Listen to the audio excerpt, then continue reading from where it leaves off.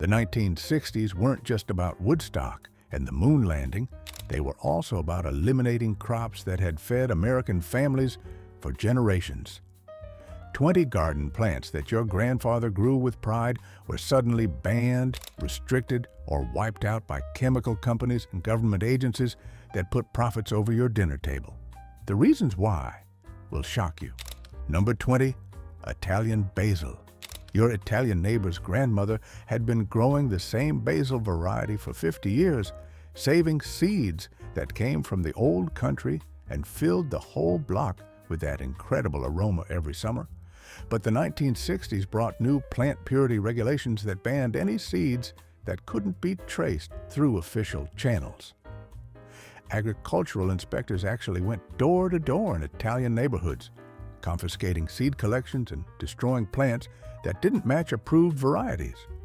What broke families' hearts was watching 3 generations of carefully saved seeds get dumped into burn barrels by government agents.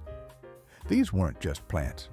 They were living connections to grandmothers in Sicily and family recipes that had been passed down for centuries. The basil that made the best sauce in the neighborhood was replaced with bland, approved varieties that had no soul and half the flavor. Number 19, Mexican chilies. The chili plants that Mexican families had been growing since before Texas was even a state suddenly became targets during the 1960s cultural tensions. These weren't just any peppers, they were specific varieties that had been carefully maintained for generations, each one perfect for different traditional dishes.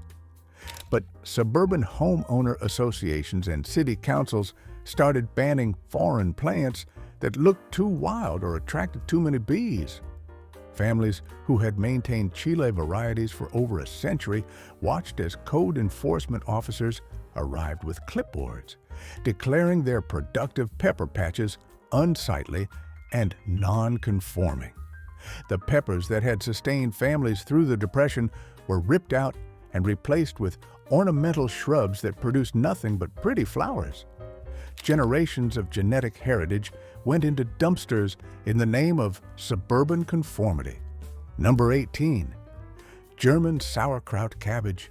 The massive cabbage heads that German families had been growing for sauerkraut production became casualties of 1960s anti-immigrant sentiment that lingered from the war years. These weren't regular cabbages. They were enormous, dense varieties, specifically bred for fermentation, some weighing over 20 pounds each. But neighbors complained they were too foreign and took up too much space in victory gardens that should grow American vegetables. What made this particularly cruel was that these families had been growing the same cabbage varieties since the 1800s, carefully selecting the best heads for seed each year. Agricultural extension agents convinced them to switch to smaller, more appropriate cabbage varieties that looked neater but couldn't make proper sauerkraut. The knowledge of how to grow and ferment these massive cabbages died with the plants. Number 17, Polish dill. The towering dill plants that Polish families grew for pickle making were eliminated during the 1960s when their 6-foot height was deemed a neighborhood nuisance by suburban standards. These weren't the wimpy dill you see today.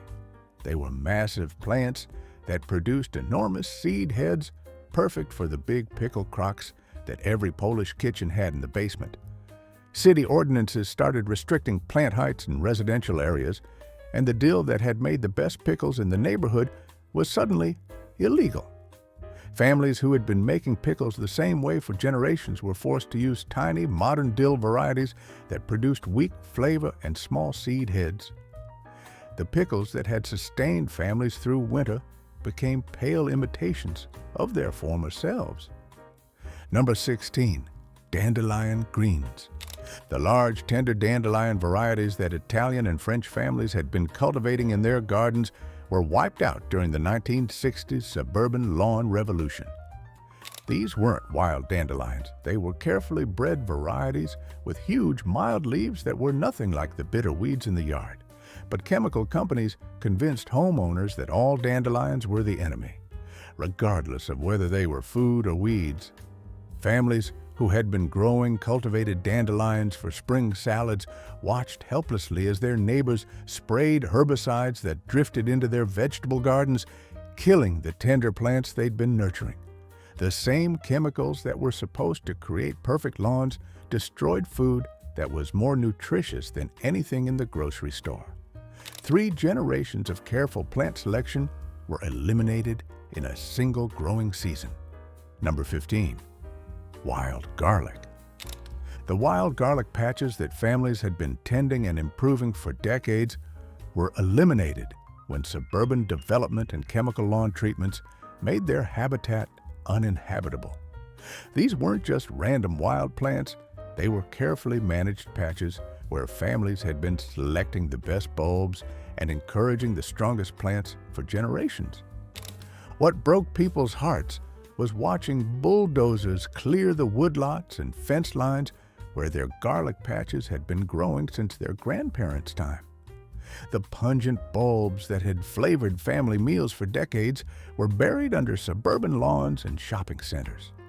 Families lost not just free food, but gathering traditions that had brought multiple generations together every spring.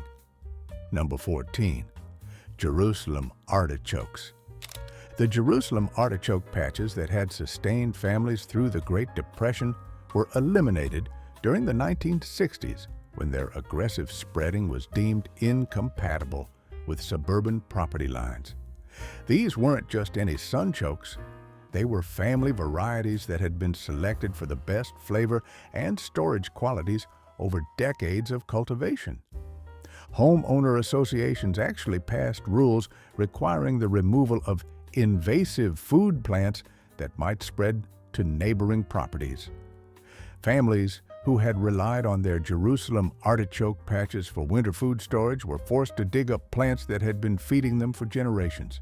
The tubers that had been more reliable than potatoes were sacrificed to property value concerns and neighborhood aesthetics. Number 13. Lamb's quarters. The lamb's quarters patches that families had been managing and harvesting for generations were wiped out during the 1960s chemical revolution when herbicides made no distinction between wild food and weeds. These weren't random weeds. They were carefully tended patches where families had been encouraging the best plants and harvesting sustainably for decades.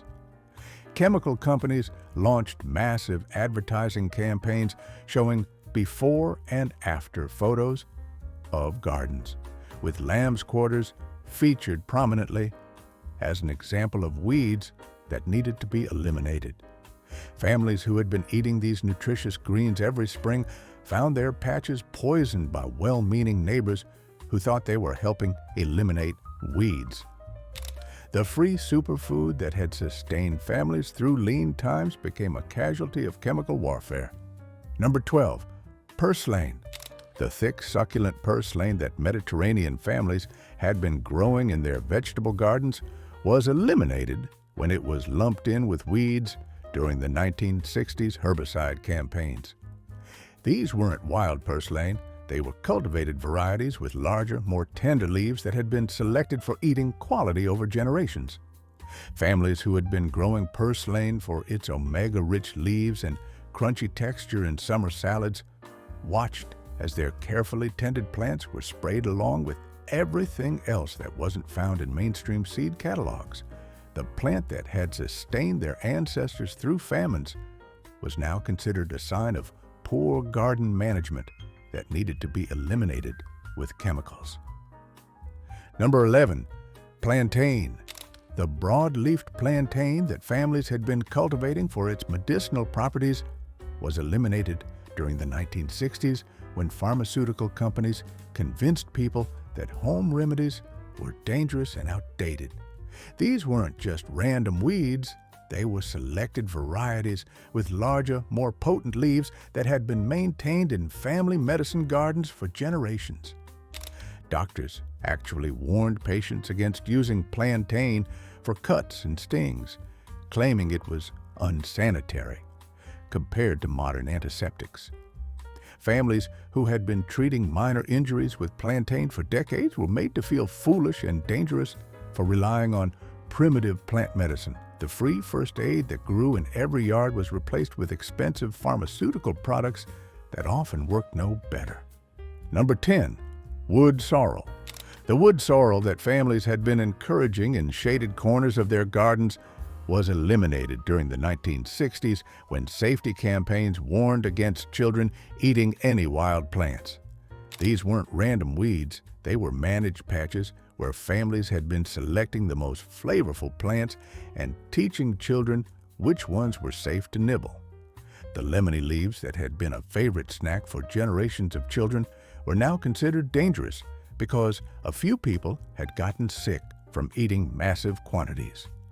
Parents who had grown up nibbling wood sorrel were told to teach their children that all wild plants were poisonous, eliminating traditional knowledge that had kept families fed and healthy for centuries. Number 9. Chickweed. The chickweed patches that provided fresh greens during winter months were wiped out during the 1960s when year-round chemical lawn treatments made it impossible for these delicate plants to survive. These weren't just weeds, they were carefully managed patches that provided essential vitamins when nothing else was growing. Families who had relied on chickweed for fresh salads during the lean months of late winter found their patches poisoned by the new selective herbicides that were supposed to make gardening easier. The tender greens that had prevented scurvy and provided essential nutrients during the hardest months were eliminated in favor of sterile lawns that produced nothing edible. Number 8. Violet leaves. The violet patches that families had been maintaining for their edible leaves and flowers were eliminated during the 1960s when they were reclassified from food plants to ornamental flowers that shouldn't be eaten. These weren't wild violets, they were cultivated varieties with larger, more tender leaves that had been selected for eating quality. Families who had been adding violet leaves to spring salads for their high vitamin C content were warned that eating flowers was dangerous and unsanitary. The same leaves that had prevented scurvy and provided essential nutrients were now considered too risky for human consumption, even though they had been safely eaten for thousands of years. Number 7. Mallow.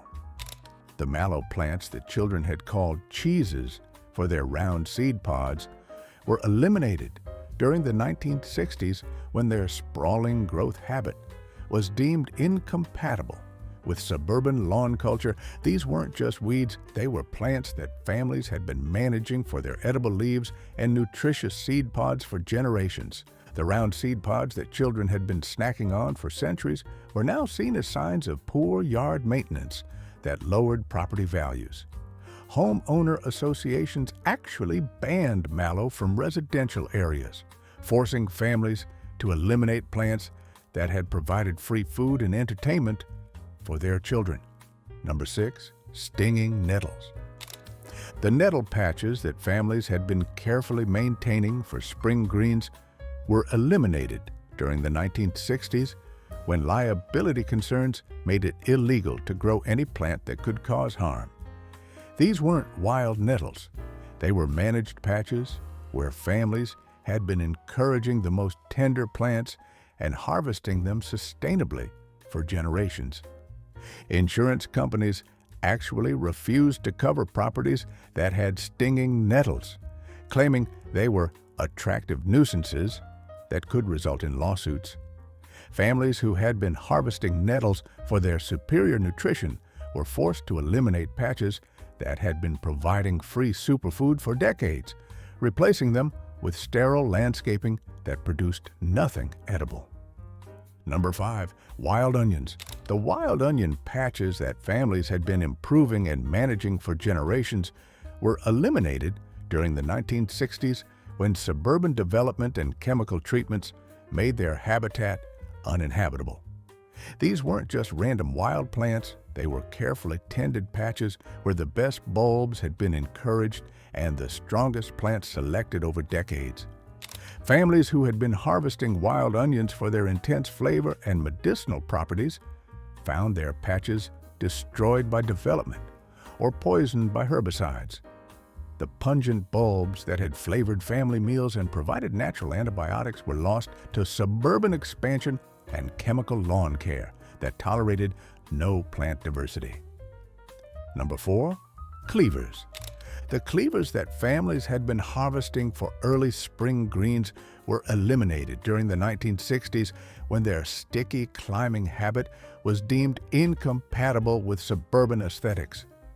These weren't just weeds, they were plants that provided essential nutrition during the hunger gap of early spring when stored food was running low and new crops hadn't started producing. The tender young shoots that had sustained families through the leanest time of year were now seen as annoying weeds that stuck to clothing and interfered with lawn mowing. Chemical companies specifically targeted cleavers in their advertising, showing how herbicides could eliminate these nuisance plants that had actually been providing free food for centuries. Number 3, shepherd's purse. The shepherd's purse that families had been using to stop bleeding and treat wounds was eliminated during the 1960s when medical authorities warned against using any plant remedies without professional supervision. These weren't just weeds, they were plants that had saved lives and prevented infections for centuries, especially in rural areas where doctors were scarce. Families who had relied on shepherd's purse for emergency first aid were told that using plant medicine was dangerous and could interfere with proper medical treatment. The same plant that had stopped bleeding on battlefields and in remote homesteads was now considered a liability that could give people false confidence in self-treatment. Number 2, evening primrose. The evening primrose that families had been growing for its edible roots was eliminated during the 1960s when its 2-year growing cycle was deemed too slow and inefficient for modern gardening. These weren't just wild plants, they were cultivated varieties that had been selected for larger, more tender roots that were excellent when cooked like parsnips. The roots that had sustained indigenous peoples and early settlers were now seen as too much trouble for modern families who wanted instant results. Agricultural Extension Services recommended faster-growing vegetables that fit annual garden rotations, eliminating a nutritious root that had fed people for thousands of years. Number 1, wild rice. The wild rice beds that Native American families had been managing for thousands of years were destroyed during the 1960s when dam construction and water management projects eliminated the shallow lakes where it grew naturally. These weren't just wild plants. They were carefully managed ecosystems that had sustained entire civilizations with the most nutritious grain on the continent. Families who had traditional harvesting rights found their rice beds flooded by new dams or drained for agriculture and development. The grain that had been more nutritious than wheat or corn was sacrificed for short-term economic projects that destroyed irreplaceable food systems. What had sustained people for millennia was eliminated in a single decade of progress. The 1960s proved that progress could be more destructive than any natural disaster, eliminating crops that had sustained humanity for millennia in the name of modernization and chemical convenience. These 20 crops disappeared not because they were inferior, but because they didn't fit the new industrial food system that prioritized profits over nutrition. Hit that subscribe button and check out our next video about the vegetables that were banned in the 1970s. The destruction was just getting started.